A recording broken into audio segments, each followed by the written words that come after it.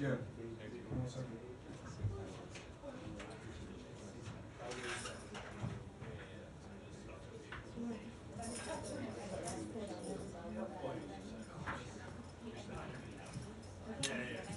Audio check, audio check. 1 2 1 2 1 2 1 2 1 2.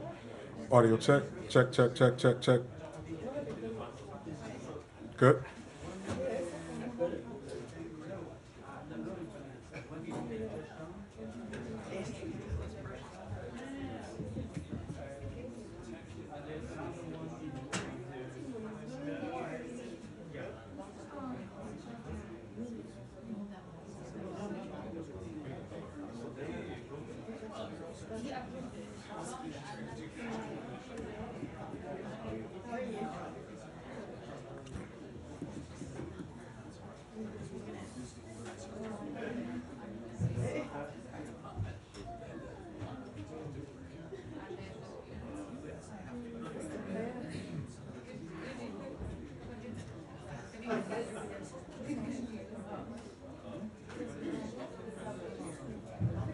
Check, check, check, check, check. Audio check, audio check, audio check. Check, check, check, check.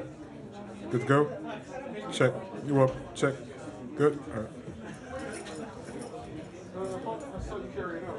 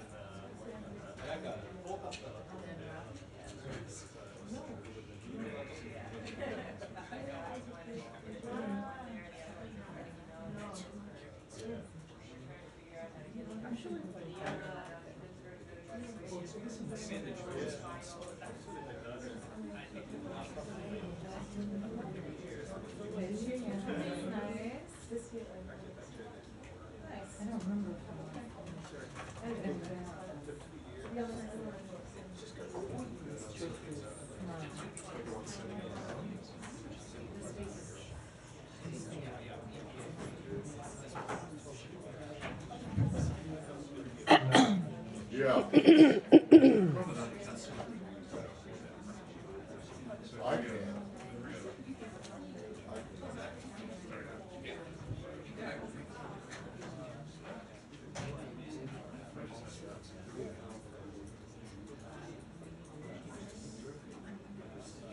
I mean, they frown on it. They don't arrest me.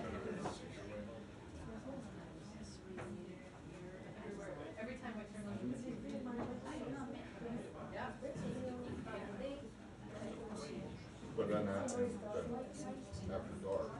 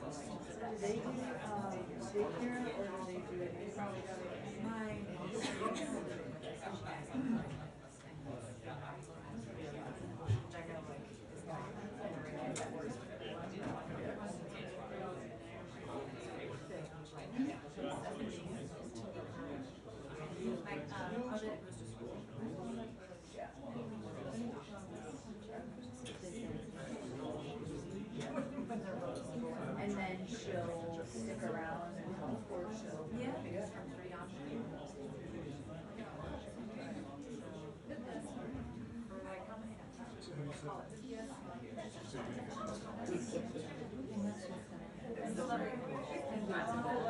Sorry about that. He's great, not so much, but.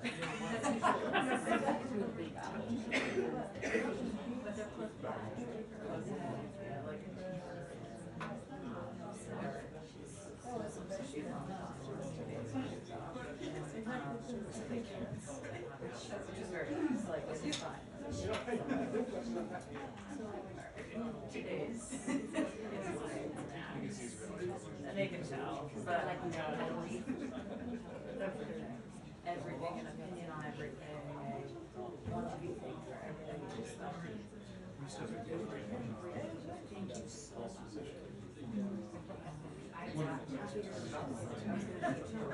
It doesn't matter, you know. But they're nice.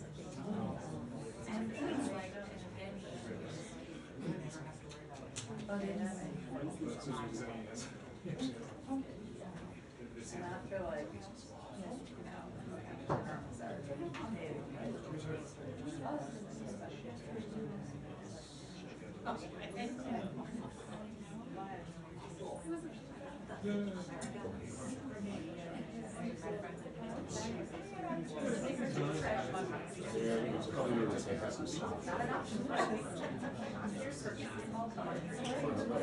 Could have changed everything.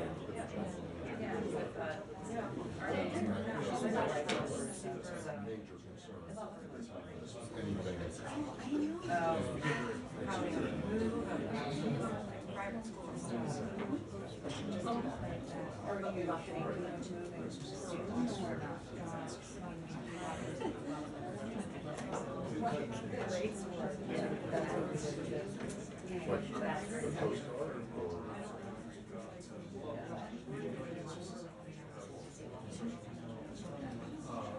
Usually the coast Well, I guard. mean, they have to go.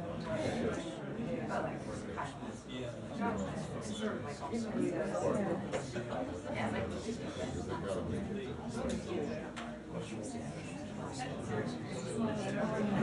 That'd be really cool. Like if you're here, you know, it's like. This is like making a video. So I don't, I'm marveling.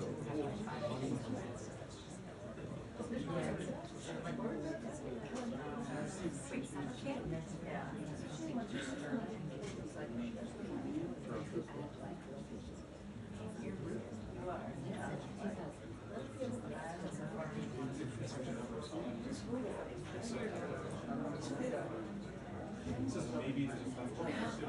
So if they don't tell you not to pay. But like, I don't know. My parents were always like, you just have to do it and then you'll figure out how to do it. You know, like, it's kind of like true. I was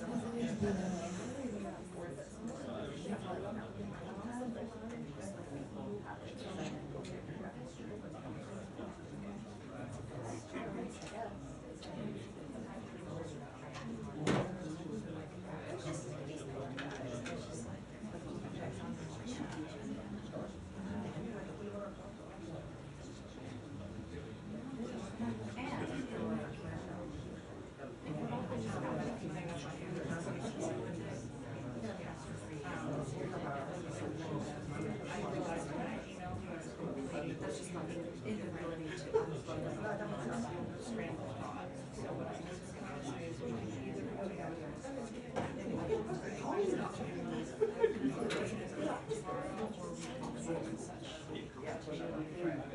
Yeah, and like, funny, like, like, they're just.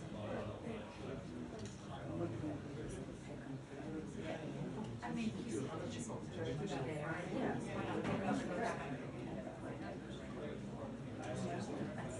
Oh, no. Yeah, no, wait, no, sorry, no. Sorry. So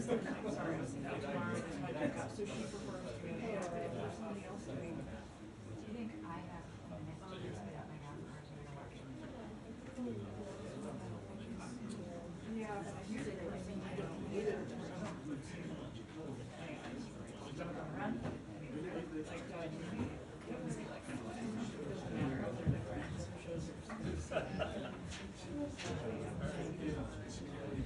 So I would vote to do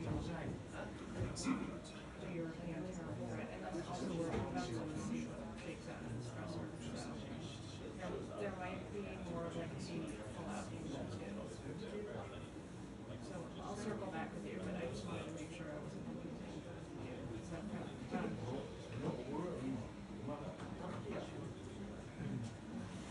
We can still use some of that sound that we haven't used.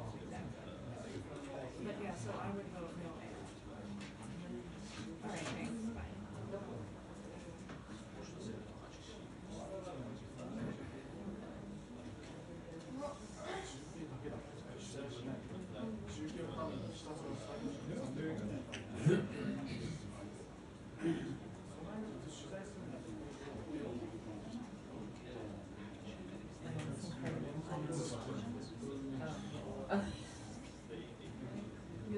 like, Sean?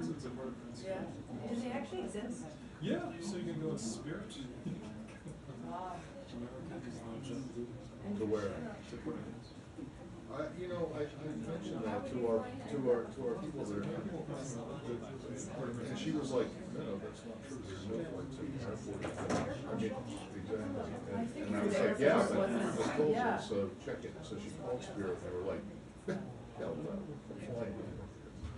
So I don't know where they got that. Yeah, we just talked to But you're saying you can get flights? yeah. It's for a one-way trip. Well, I guess they're like, yeah, we'll take your money, but we're not They, gonna do anything service. how much you need to get? Where? East wind.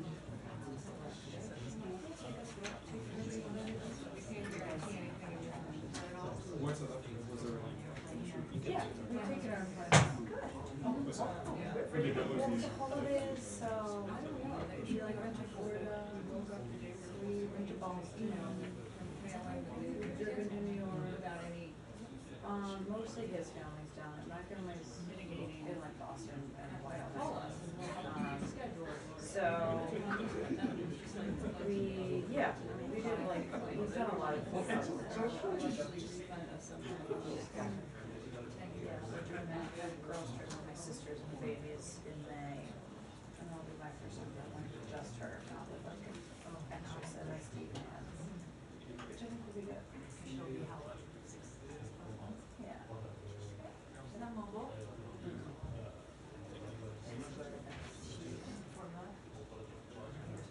She's like, I didn't even, God bless those, I rested for the first 3 months of my life.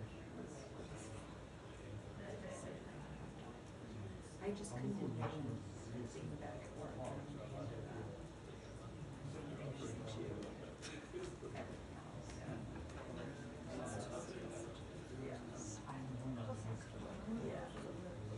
I mean, I might have done it for longer if I wasn't traveling, but gotta go travel and there's just figure out, yeah, what works.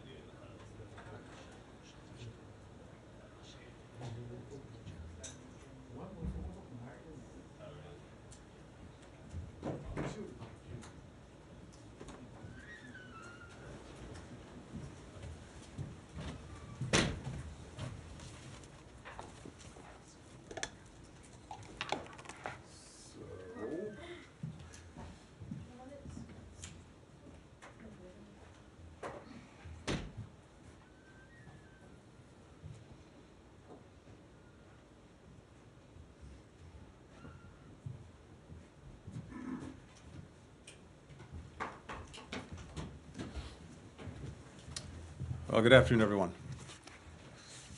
Last week in his State of the Union address, the President directed the United States military to build a temporary pier in Gaza to enable us to help surge humanitarian assistance to those who so desperately need it. A short while ago, I did a video conference with colleagues from Cyprus, from the United Kingdom, the UAE, Qatar, the European Union, and the United Nations to coordinate our efforts in getting this maritime corridor up and running. We're also, of course, working with Israel on this. When established, this corridor will enable the distribution of up to 2 million meals every single day, as well as medicine, water, and other critical humanitarian supplies. Germany, Greece, Italy, the Netherlands, Canada are also supporting this effort. Now, this is something that's going to take time to actually put in place, although we're working on it as expeditiously as possible. And I want to emphasize, it is a complement to, not a substitute for, other ways of getting humanitarian assistance into Gaza. And in particular, overland routes remain the most critical way to get assistance in and then to people who need it.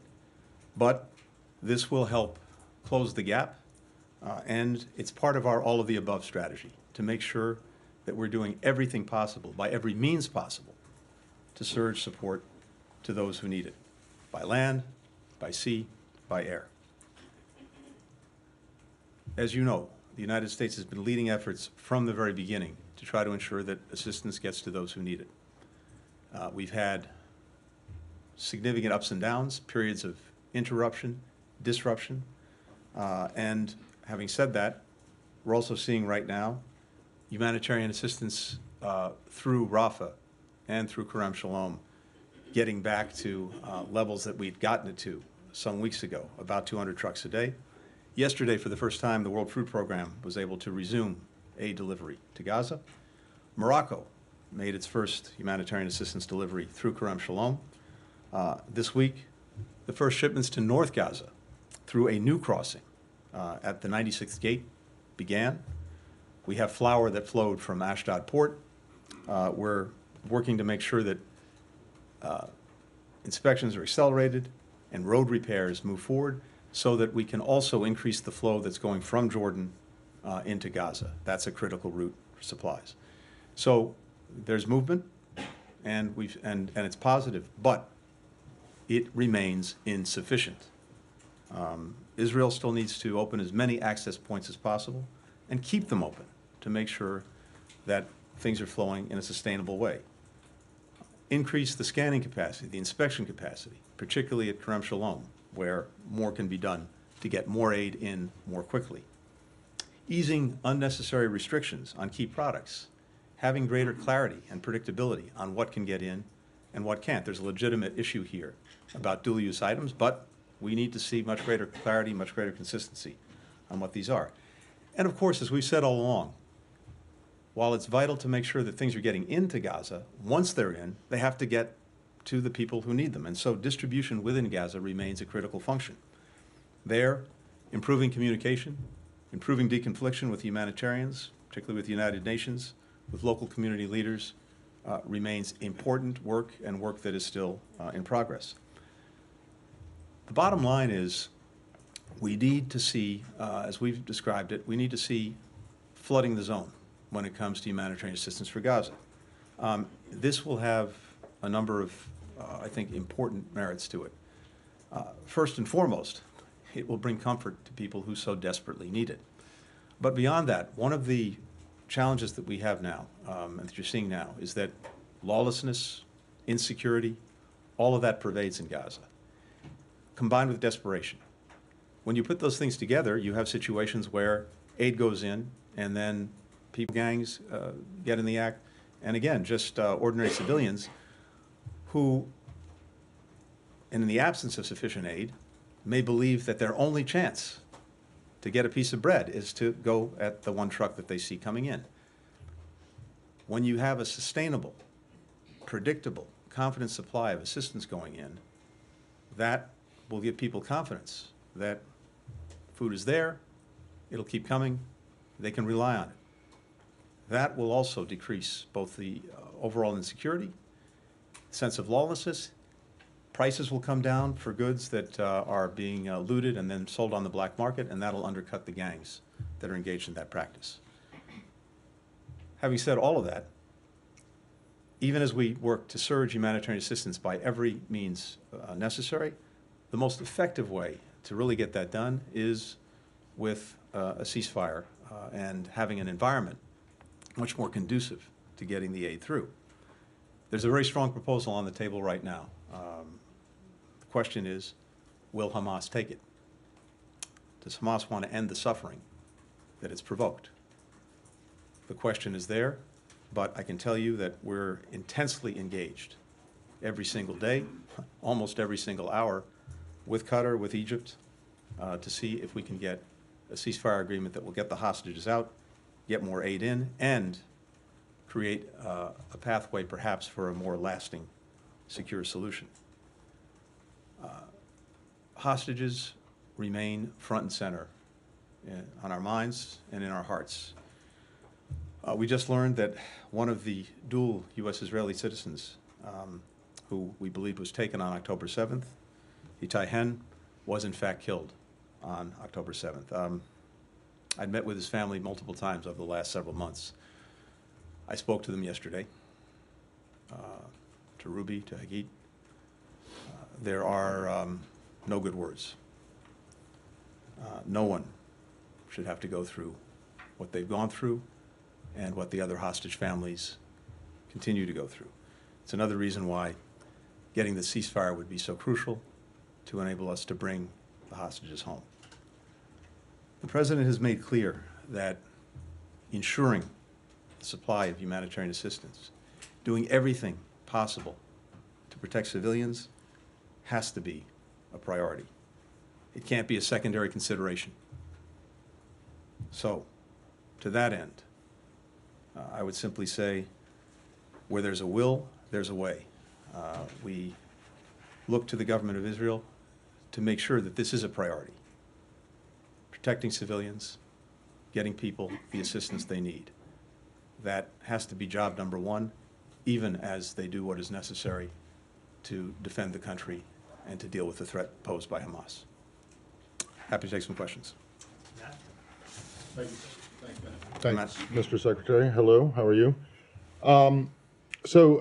Two things very briefly. One, you guys have been talking for a long time, months and months and months now, about the need to get more aid into Gaza. So I'm just curious about what this meeting today was. Did it accomplish anything, or were any decisions made about speeding up the maritime corridor, or was this a broader thing that had more to do with that? And then secondly, it's no secret that the differences between President Biden and his administration and Prime Minister Netanyahu and his government have gotten bigger, larger over the course of the past couple months, but particularly over the course of the last several weeks or days.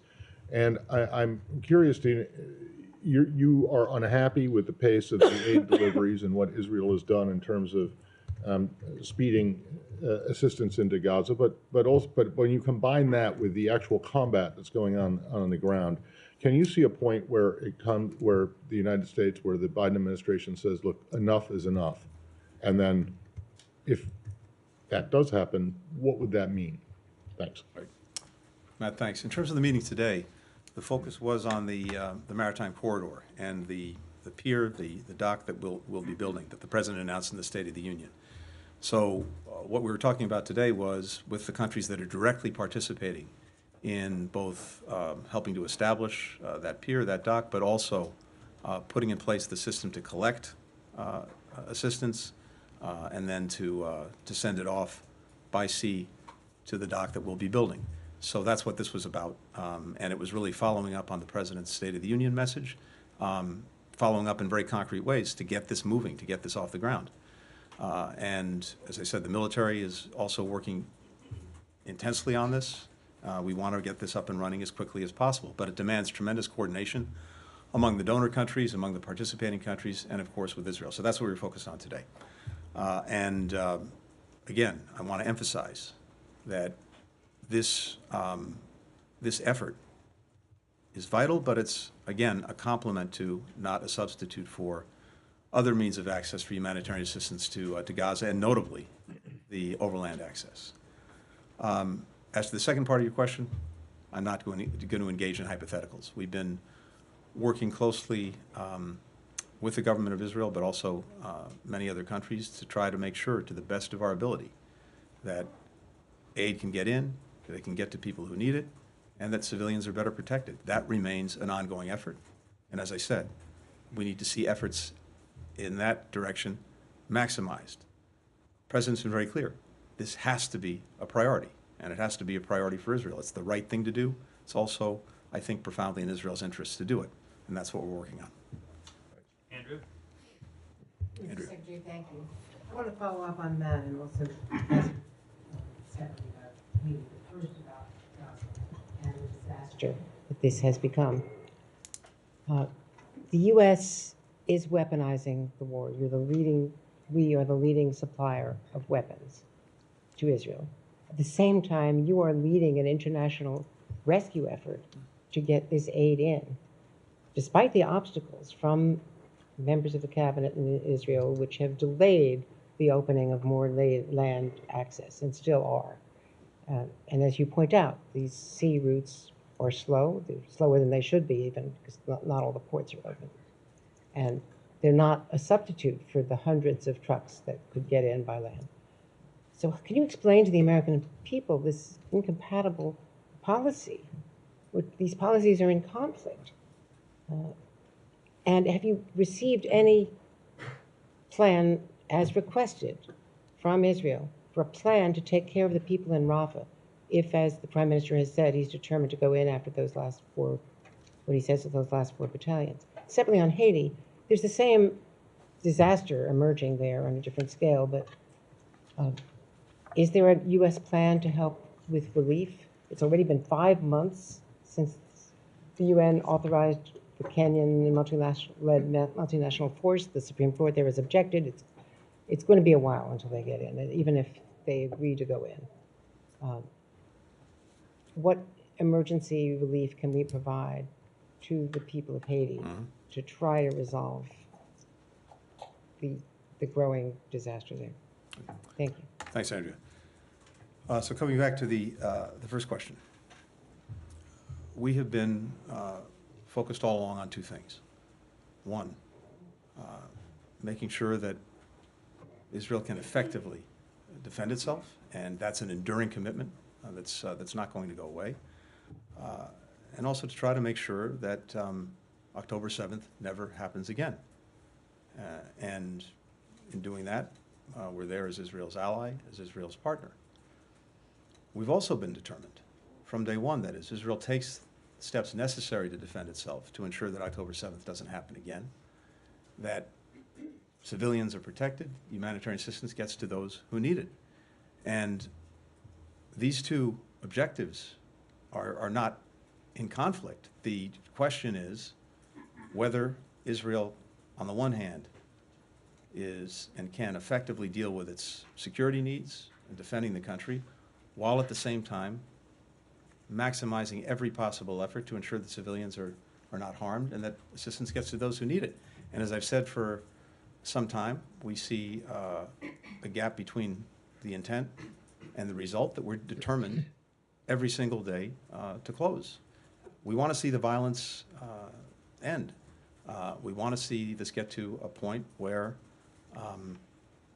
civilians are fully protected and people get what they need to get by and ultimately to rebuild their lives. The best path forward right now would be, of course, getting an agreement on hostages. That's what we're working on intensely every single day. With regard to Rafah, the President's been very clear about this repeatedly. What we've said to Israel is this: given the large number of civilians that are now in Rafah, many of them displaced from other parts of Gaza, about 1.4 million, we need to see a plan that will get civilians out of harm's way if there's to be a military operation in Rafah, and not only gets them out of harm's way, but also ensures that they have what they need, that they have shelter, that they have food, that they have medicine. We have not yet seen such a plan. On Haiti, as you know, this has been a long unfolding story. The heart of the story is the suffering of the Haitian people, and we want to see that brought to an end. But that requires a few things. It requires a more stable political system so that the country can function and function democratically. And for that, we need to see a transition to elections, to a clear return to a democratic path. We need assistance, humanitarian assistance, development assistance, so the economy can get built up, people can have opportunity. And fundamentally, we need to see security, because it's very hard to do either of the first two things in an environment that is profoundly insecure. And right now, you have in Haiti profound insecurity that is being driven largely by the action of gangs who control big parts of the capital city, critical infrastructure, et cetera. So we've been working on all of these fronts. And as you know, the United Nations endorsed some months ago a multinational security support mission to help the Haitian police regain control of security. As we're putting that together, and Kenya stepped up to say that it would lead this mission, we've brought together other countries that are going to contribute to the mission. We ourselves are contributing significant resources to it. In parallel, we've also been trying with CARICOM countries, the Caribbean countries, other interested countries, to help Haitians get back on a better political path. I was in Jamaica just a couple of days ago with all of the countries from the Caribbean, CARICOM, with other partners, including Canada, including France, including Mexico. All of this in support of Haitian-led efforts to find a political path forward, to get to a political transition. And that's exactly what was agreed the other day. The Prime Minister Henry, stepped down along with his government. A transitional presidential council, or college, as they call it, is being stood up. It's inclusive. It brings together most of the major parties in Haiti, as well as other key stakeholders like the private sector, like the interfaith community, and civil society. That council has as its mandate, again, agreed to by the Haitians, to choose a new prime minister, an interim prime minister, to establish a National Security Council, and to put in place an electoral commission. That creates the pathway, the transition to elections and to a constitutionally mandated government. That also creates a better environment in which the multinational security support mission can go forward. I was on the phone this morning with President Ruto of Kenya, who confirmed Kenya's preparedness to lead that mission. As soon as this new council is stood up, which we believe will happen in the next couple of days, and an interim prime minister is selected, that mission can move forward. I announced as well when I was in Jamaica that the Department of Defense is doubling its contribution to this effort. So we now have $200 million coming from DOD, another $100 million coming from the rest of the United States government in support of the multinational security support mission. We have another almost $100 million that's been raised from other countries around the world, and notably from Canada. So my anticipation, it's a long answer to your question, is having done all of this work, we should be in a place where that mission can go forward. It can, we believe, help reestablish security, take back control of the country from the gangs. Meanwhile, the political transition is moving forward with this interim presidential council, with an interim prime minister, with these new bodies that are stood up, tracking toward elections. And that, in turn, creates a better environment in which we can actually get assistance in, get it to people who need it, get development moving again, and create some opportunity for people. None of this is easy. None of this is going to happen from one day to the next, but at least there is a plan, a process in place to do that.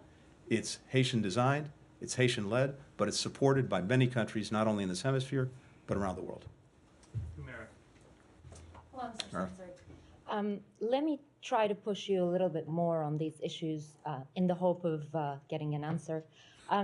President Biden, in his interview, also said he wouldn't suspend any military aid to Israel in a way that would impact, for example, the Iron Dome. Does that mean the United States would consider putting conditions on offensive weapons to Israel?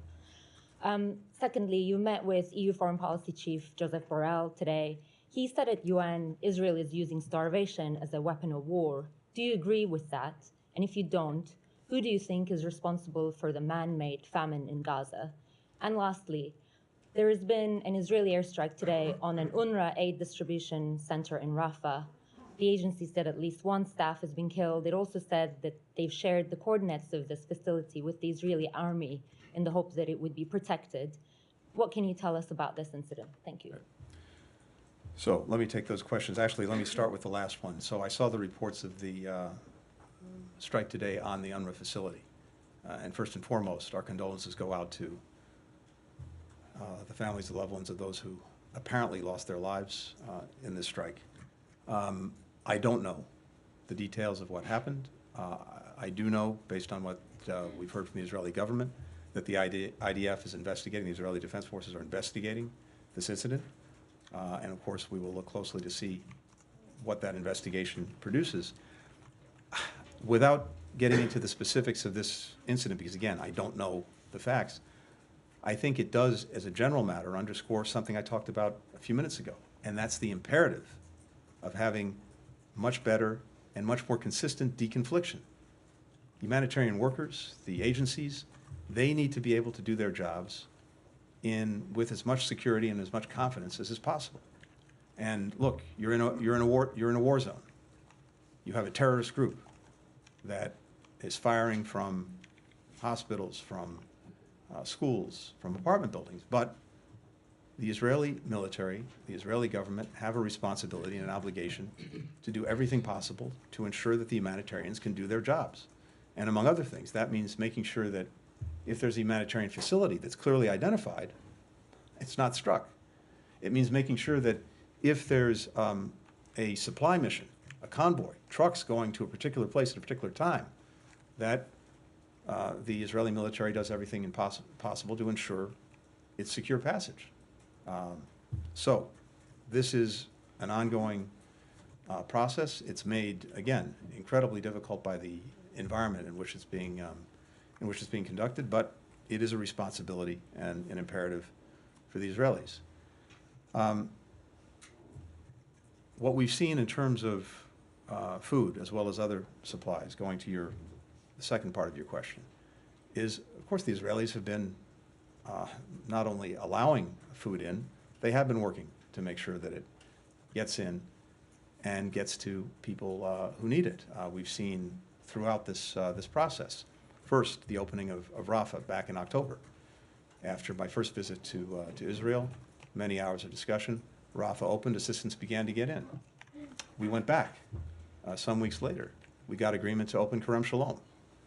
During the first pause, the hostage pause, 1 week, the amount of assistance that was then going in doubled during that period of time.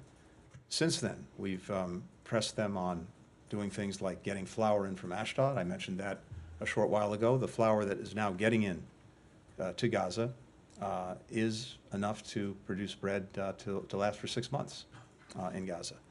We have a new opening that was just put in place that will facilitate more assistance going in. And of course, I talked about the maritime corridor that we're building. We've been doing airdrops. The bottom line is food is getting in, but it's insufficient.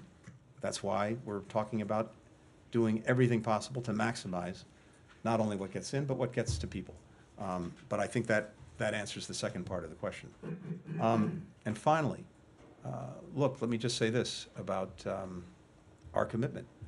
Our commitment is to make sure that Israel has the means to defend itself, to provide for its own security, and that's an enduring commitment. I will take one more. Thank you. Hi, Secretary. Welcome back. Thank you, I appreciate it. You just said now, and the Biden administration has been saying for a while, that the onus is essentially on Israel to come up with a plan to protect the civilians in Rafah if they're going to conduct this operation. I just wonder if you guys think it's even possible for such a plan to be developed. Can they come, given how many civilians are there and what an operation would look like? Do you think that's in the realm of possibility? And then my second question, just in this same vein, is right now, without seeing that plan from Israel, is the administration considering conditioning some U.S. military support for Israel on whether or not they go ahead with this operation in Rafah? I mentioned a few minutes ago the tremendous challenge in conducting a military operation in Rafah with 1.4 million civilians there. And the imperative, as we see it, and as President Biden has clearly expressed it, that there has to be, if there are going to be military operations in Rafah, a clear and implementable plan to get the civilians out of harm's way and to provide for them once out of harm's way. We have not seen that plan. Is it possible? Yes, it's possible, but we haven't seen it, and the most important thing is to see it and to make sure that it's something that can be implemented in a way that accomplishes what has to be accomplished, which is protecting people and supporting people. But right now, that's all in the realm of hypothetical because we haven't seen a plan. So we look to that. Beyond that, I'm not going to get into any other hypotheticals about Rafah or where that goes. All I can say is we need to see a plan for the civilians, and we'll wait for that. Thank you. Thank you all. Thanks, everyone.